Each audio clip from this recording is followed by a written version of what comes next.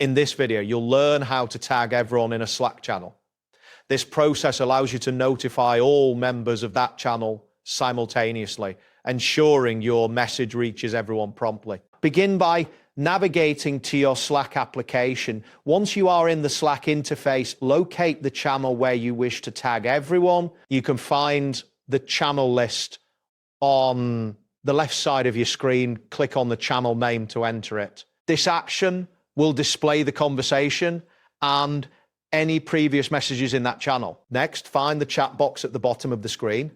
This is where you can compose your messages. Click inside the chat box to activate it, which will allow you to begin typing your message.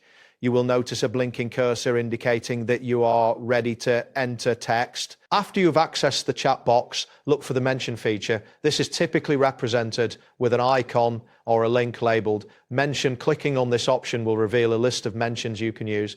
This list will include at everyone, which is the option you need for tagging all channel members. Once you've clicked on the mention feature, select the everyone option. You will see it appear in the chat box, indicating that you are ready to notify all members of the channel. This is an important step as it ensures that every member receives the notification. Now, type your message after the at everyone mention. This message should convey the information you wish to share with all channel members. Keep in mind that your message should be clear and concise, as it will be seen by everyone in the channel. After composing your message, locate the send button, which is typically represented by an icon resembling a paper airplane or the word send. Click this button to deliver your message to all channel members. You should see a confirmation that your message has been sent, along with the at everyone mention highlighted in the chat. If you wish to practice tagging everyone on Slack yourself, you can follow the steps outlined in this tutorial.